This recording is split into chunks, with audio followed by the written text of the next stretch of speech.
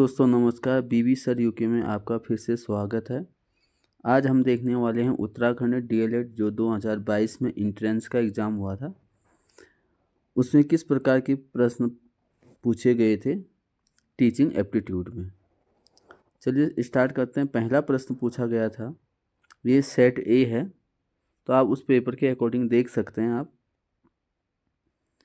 तो सबसे पहला प्रश्न इसमें पूछा गया था, छात्रों में नैतिकता का विकास करने के हेतु आप क्या आवश्यक समझते हैं। यानी कि छात्रों में नैतिकता का विकास करना है। पहला कह रहा है धार्मिक प्रवचन, दूसरा कह रहा है परिवार का वातावरण, सी कह रहा है पूजा पाठ करना, या डी है अच्छे बुरे के अंतर को प्रत्येक अवसर पर उन्हें बताना। तो इसका सबसे जो सटीक आंसर है डी। तो इसका सही आंसर होगा आपका डी, अच्छे बुरे के अंतर को प्रत्येक अवसर पर उन्हें बताना। अगला प्रश्न देखते हैं, प्राथमिक स्तर पर शिक्षण यथासंभव मातृभाषा में ही होनी चाहिए क्योंकि। यानी कि ये कह रहा है कि प्राथमिक स्तर में जो शिक्षण कार्य है वो यथासंभव मातृभाषा में होनी चाहिए।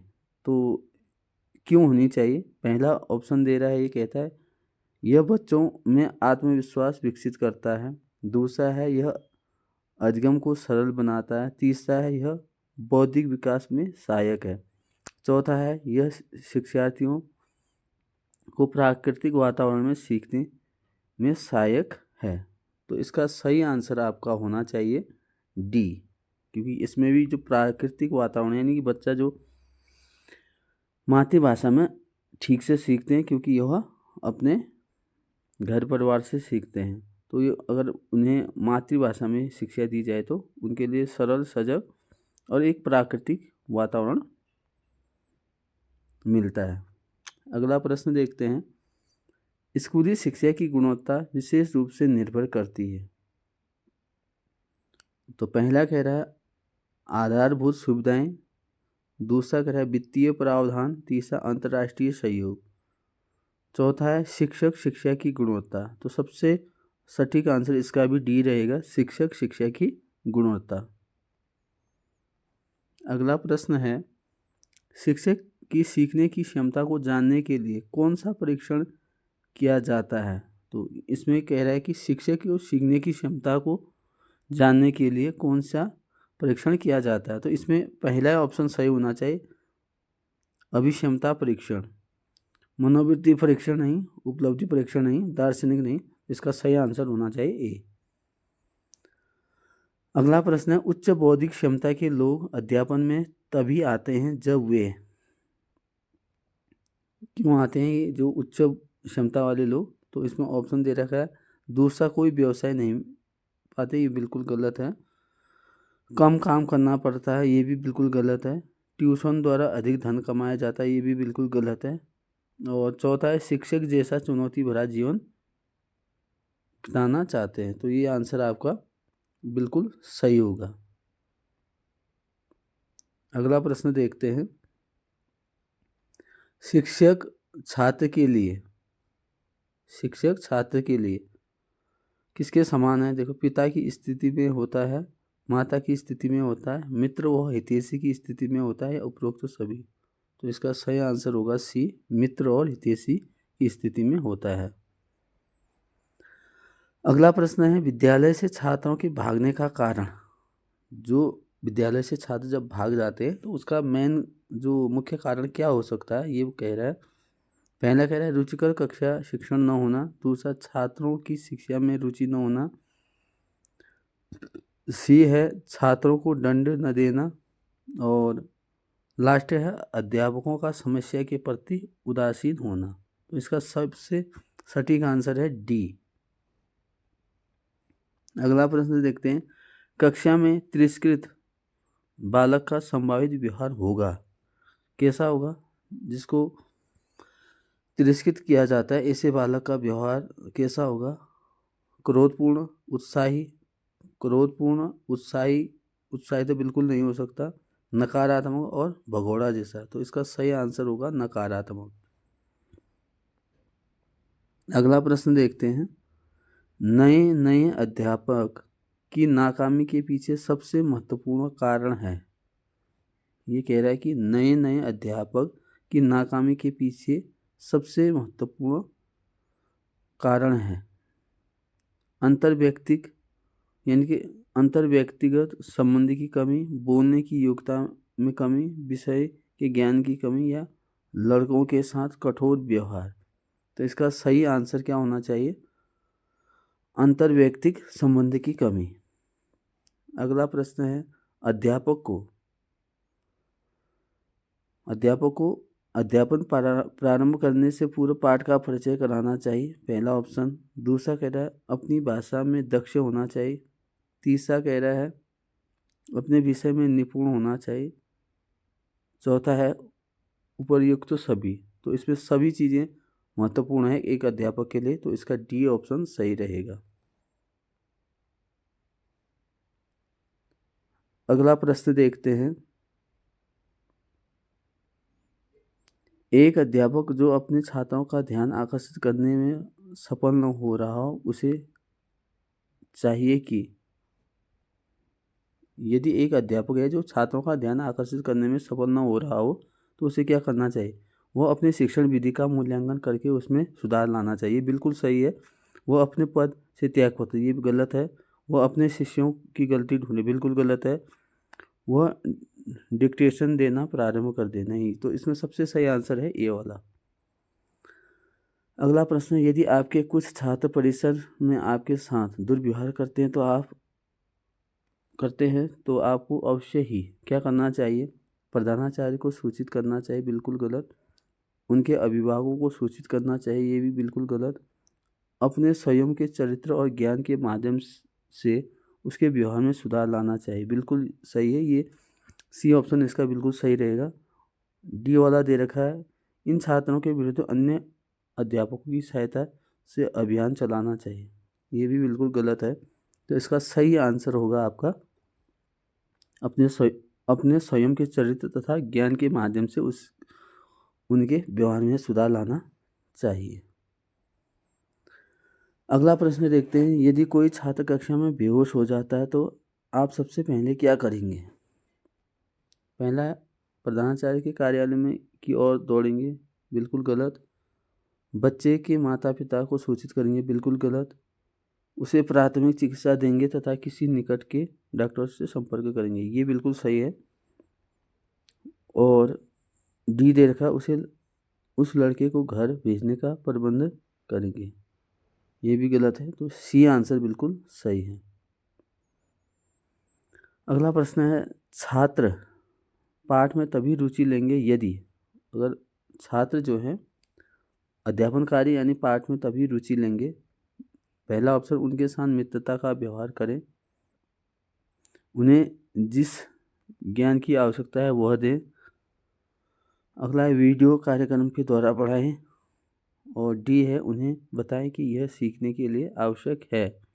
तो इसका सही आंसर है उन्हें जिस ज्ञान की आवश्यकता है वह। अगला प्रश्न है जब एक अध्यापक को विद्यार्थी द्वारा पूछे गए प्रश्न का सही उत्तर न आए तो उसे क्या करना चाहिए?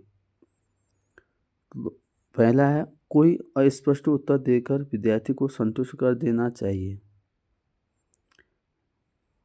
दूसरा कह रहा है विद्यार्थी को बोल देना चाहिए कि वो असंबद्ध प्रश्न न पूछे।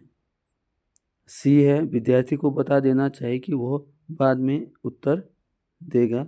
और लास्ट है विद्यार्थी को बता देना चाहिए कि वे पुस्तकालय में जाकर पुस्तकों में से स्वयं उत्तर खोजे। अब देखो, जब एक अध्यापक को विद्यार्थी द्वारा पूछे गए प्रश्न का सही उत्तर न आए तो उसे सी वाला ऑप्शन बिल्कुल सही है कि विद्यार्थी को बता देना चाहिए कि वह बाद में उत्तर देगा, क्योंकि जब टीचर उसे ठीक से चेक करेगा या खुद अध्ययन करके आएगा तब बताना चाहिए, न कि किसी प्रकार से उसे भ्रम में डालना चाहिए। और नहीं तो इसमें से सबसे सटीक आंसर आपका सी रहेगा। अगला प्रश्न है प्रभावशाली शिक्षण का अर्थ है विद्यार्थियों को दिया जाने वाला प्रेम, सहयोग, लगाव और प्रोत्साहन। बी कह रहा है नैतिक अपराधों के तदुपरांत छात्रों को दिया गया दंड, ये बिल्कुल गलत है। पहला सही है लेकिन बी वाला गलत है, इसमें क्योंकि नेगेटिव चीज़ें आ रही हैं। सी वाला है व्यक्तिगत शिक्षा तथा कक्षा में खुली चर्चा, ये भी सही है। तो आपका ए और सी सही लग रहा है, तो डी आंसर होना चाहिए, ए और सी दोनों। तो इसका डी आंसर सही होगा। अगला प्रश्न है शिक्षण में तुलनात्मक अध्ययन के लिए उपयोगी है, यानी कि ये तुलनात्मक अध्ययन की बात कर रहा है। तो ऑप्शन है मानचित्र द्वारा, रेखाचित्र द्वारा, तालिका द्वारा या ग्राफ द्वारा। तो अगर यहाँ पे तुलनात्मक अध्ययन करा रहे हैं तो इस सबसे इसका सटीक आंसर होगा ग्राफ द्वारा। आपने देखा होगा क्रिकेट मैच हो या किसी मैच में देखा होगा कि जब दो टीमों की तुलना करते तो इस प्रकार का ग्राफ होता है। तो ये ग्राफ द्वारा सबसे अच्छा उपयोगी माना जाएगा। अगला प्रश्न, जिस शिक्षण विधि में छात्र सक्रिय रूप से भाग लेता है वह विधि, जिस शिक्षण विधि में जब छात्र जो है सक्रिय रूप से भाग लेता है तो वह विधि कौन सी होगी? वो होगी आपकी कहानी विधि, बिल्कुल नहीं। नाटकीयकरण विधि, ये भी बिल्कुल नहीं। प्रश्नोत्तरी, यानी कि ये विधि सही होगी। वार्तालाप विधि, अभी प्रश्नोत्तर यानी सक्रिय रूप से भाग ले रहा है। अगला प्रश्न है दूरदर्शन शिक्षण का गुण है। तो दूरदर्शन शिक्षण का गुण क्या होगा? कार्यक्रम से छात्रों और शिक्षक दोनों के दृष्टिकोण में विशालता आती, बिल्कुल सही है। छात्र नवीनतम विचारों और दृश्यों से परिचित होते हैं, बिल्कुल सही है। दूरदर्शन कार्यक्रम राष्ट्रीय शिक्षा में एकता लाते हैं, ये भी सही है। तो इसमें उपरोक्त तो सभी डी वाला ऑप्शन आपका सही रहेगा। अगला प्रश्न देखते हैं शिक्षण की उत्तम प्रणाली वह है जिसमें, वो कह रहा है प्रश्न उत्तर की आवश्यकता न पड़े, ये तो गलत है भाई। अध्यापक छात्रों से प्रश्न पूछे, ये भी गलत है, एक तरफा हो जाएगा। छात्र अध्यापक से अपनी शंका का समाधान, ये भी गलत है। डी वाला सही होगा क्योंकि इसमें कह रहा है कि अध्यापक और छात्र दोनों ही प्रश्न पूछे, तो इसका सटीक आंसर डी वाला है। अगला प्रश्न देखते हैं शिक्षण व्यवसाय में शिक्षण की सफलता के लिए क्या महत्वपूर्ण है? तो इसमें शिक्षक की कुशलता महत्वपूर्ण होनी चाहिए। अगला प्रश्न है कक्षा कार्य की विधियों में परिवर्तन लाने के लिए अध्यापक में कौन से 2 गुण होने चाहिए? ये अच्छा प्रश्न है। प्रतिष्ठा और अधिकार, ये नहीं। वशिष्ठता और अनुभव, ये भी नहीं होना, गलत हो जाएगा। और अगला है योग्यताएं और अध्यापन डिग्रियां, ये भी गलत हो जाएगा। सबसे ज़रूरी है विशेषज्ञता और अनुभव, तो डी ऑप्शन में सारी चीज़ें आ जाएंगी। अगला प्रश्न है यदि कथन सभी छात्र बुद्धिमान हैं सत्य है तो निम्न में से कौन से कथन सही नहीं है? तो इसका आंसर देखते, पहला कह रहा है कि कोई छात्र बुद्धिमान नहीं है, ये बिल्कुल सही है। दूसरा कह रहा है कुछ छात्र बुद्धिमान है, ये गलत हो रहा है। और तीसरा है कुछ छात्र बुद्धिमान नहीं है, तो ये भी सही है। तो इसका आंसर सही होना चाहिए बी वाला। अगला प्रश्न शिक्षक छात्र संबंधों के संदर्भ में निम्न में से कौन सी बात सही है? तो शिक्षक छात्र के संबंधों के बारे में कह रहा है तो बहुत अनौपचारिक या निकट, ये बिल्कुल गलत होगा। केवल कक्षा तक सीमित, ये भी गलत होगा। सद्भावपूर्ण और सम्मानपूर्ण, ये सही होगा।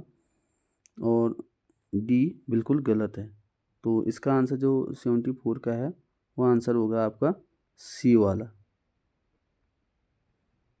अगला प्रश्न देखते हैं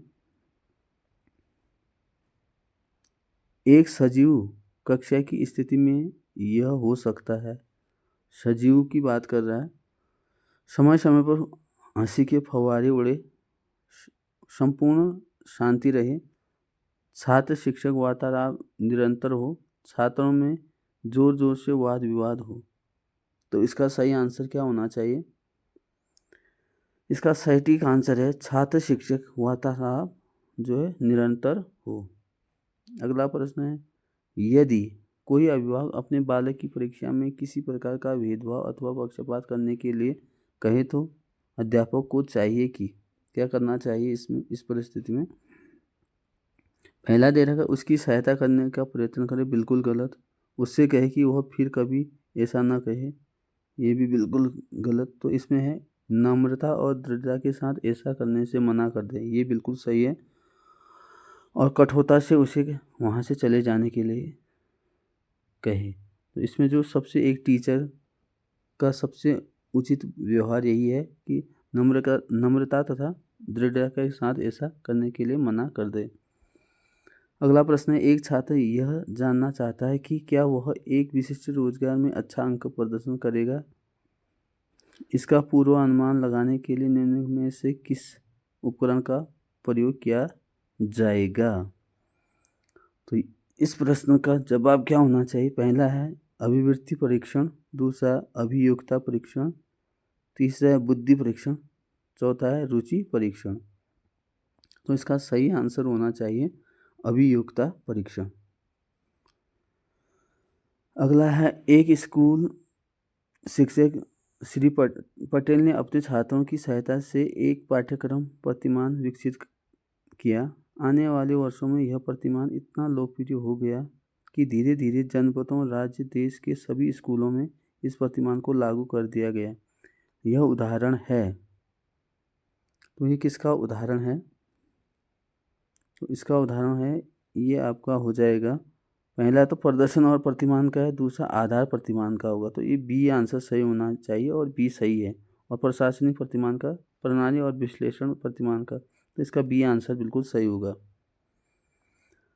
अगला प्रश्न देखते हैं, निम्न में से क्या समावेशी शिक्षा का तत्व नहीं है। समावेशी, यहाँ पे देखो नहीं है कह रहा है। समावेशी में क्या होता है, सारे बच्चे, किसी भी स्तर के बच्चे एक साथ अध्ययन करते हैं। इसमें कह रहा है विविधता के प्रति सम्मान, बिल्कुल सही है।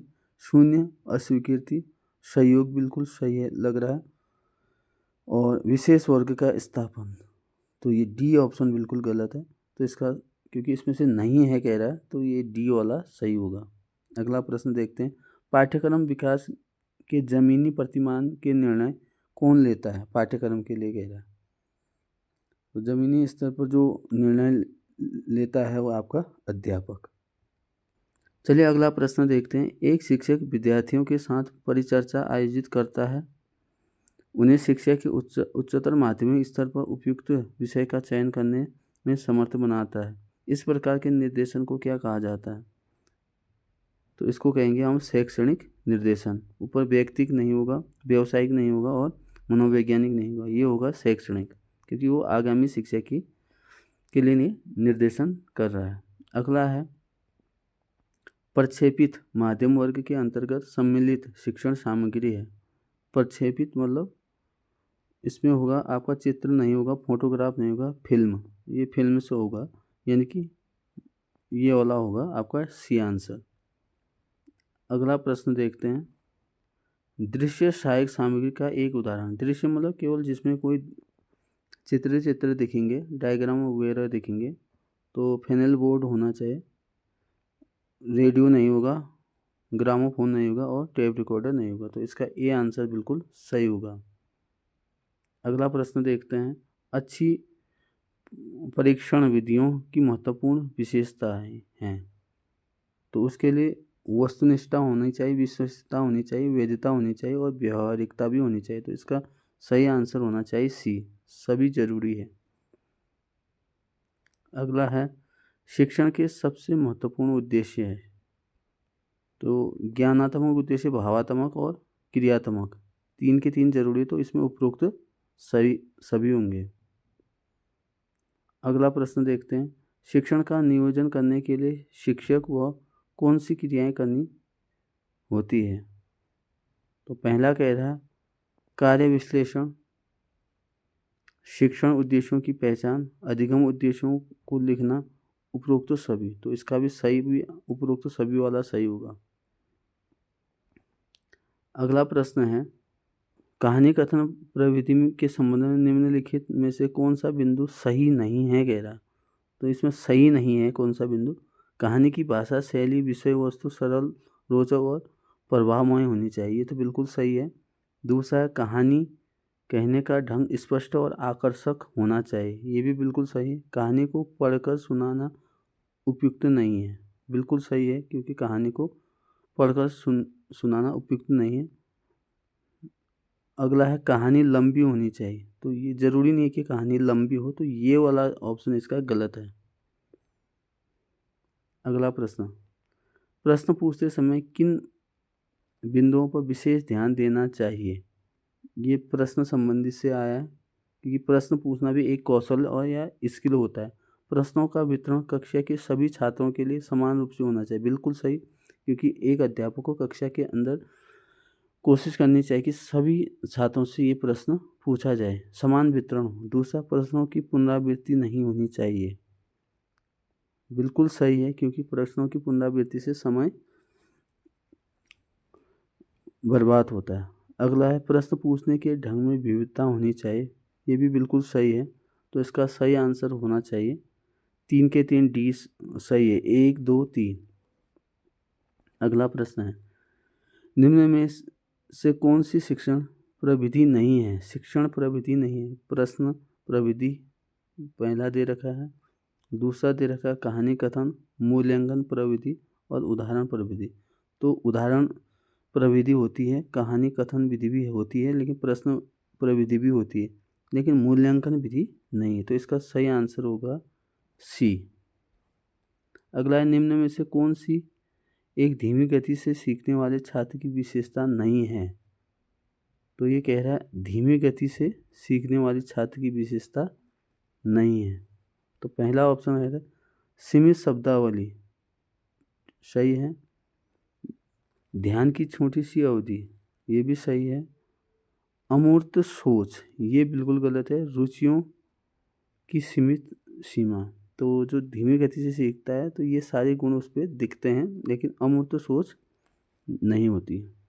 तो सी आंसर इसका सही होगा। अगला प्रश्न देखते हैं 92 का, क्षेत्र अध्ययन किन परिस्थितियों से संबंधित होता है? यानी जैसे हम शैक्षणिक भ्रमण के लिए जाते हैं तो वो किन परिस्थितियों के लिए होता है? वास्तविक जीवन की परिस्थितियों से, या प्रयोगात्मक परिस्थितियों से, या प्रयोगशाला परिस्थितियों से, उपरोक्त में से कोई नहीं।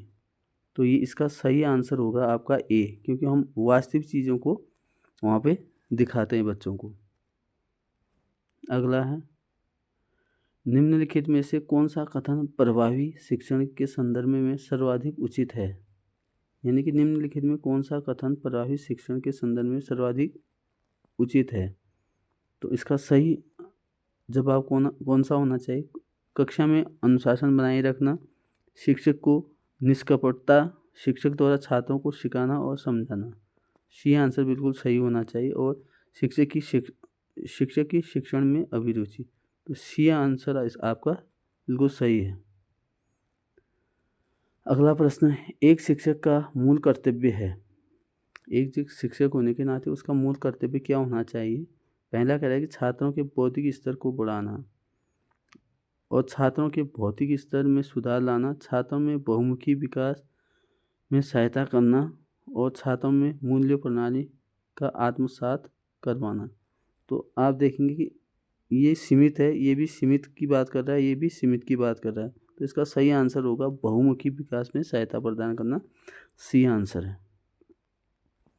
अगला है प्रश्न, निम्न में से कौन सा अधिक परस्पर संवादात्मक और छात्र केंद्रित है? यानी कि छात्र केंद्रित पूछ रहा है। संगोष्ठी 1, कार्यशाला 2, व्याख्यान और समूह चर्चा। तो समूह चर्चा जो है छात्र केंद्रित है, जिसमें संवादात्मक और छात्र केंद्रित है। तो इसका डी आंसर सही होगा। अगला प्रश्न है, किसी छात्र के अभिभावक कभी भी उससे मिलने के लिए विद्यालय नहीं आते, एक शिक्षक होने के नाते आप। इसमें कह रहा है कि जो छात्र है उसके अभिभावक विद्यालय में मिलने नहीं आते, तो इसके संबंध में आपको विचार करना है। छात्र पर ध्यान नहीं देंगे, बिल्कुल गलत। अभिभावक को एक पत्र लिखेंगे, ये भी गलत। यदि संभव हो तो अभिभावक से मिलने स्वयं जाएंगे, ये जवाब सबसे सटीक है। अगला है, छात्र को दंडित करना शुरू कर देंगे, ये भी गलत होगा। तो इसमें सबसे सटीक आंसर है कि संभव हो तो अभिभावक से मिलने स्वयं जाएंगे। अगला, एक शिक्षक कक्षा में प्रश्न पूछता है और उसका मुख्य उद्देश्य होता है, क्या होता है? छात्रों को व्यस्त करना, अनुशासन बनाए रखना और छात्रों का ध्यान आकर्षित करने के लिए और छात्रों को सिखाने के प्रयोजन से। इसका सही आंसर क्या होना चाहिए? छात्रों का ध्यान आकर्षित करना। अगला प्रश्न, यदि छात्र कक्षा शिक्षण में रुचि नहीं ले रहे हैं तो एक शिक्षक होने के नाते तो क्या करना चाहिए? अगर कक्षा में छात्र रुचि नहीं ले रहे हैं तो उन्हें अनदेखा करेंगे, गलत। कक्षा छोड़ देंगे, गलत। उन्हें ध्यान देने के लिए कहेंगे, या ये भी गलत है, शिक्षण पद्धति में की समीक्षा करेंगे, क्योंकि अगर आपका शिक्षण प्रभावशाली है तो बच्चे अवश्य ध्यान देंगे। प्रश्न है, अगला प्रश्न है, पढ़ाए हुए शिक्षक छात्रों के बीच लोकप्रिय होते हैं जो कि कैसे शिक्षक छात्रों के समूह लोकप्रिय होते हैं? उनके साथ अंतरंगता को विकसित कर लें, बिल्कुल गलत। उनकी समस्याओं का समाधान में सहायता करें, ये सबसे सटीक है अभी तक का।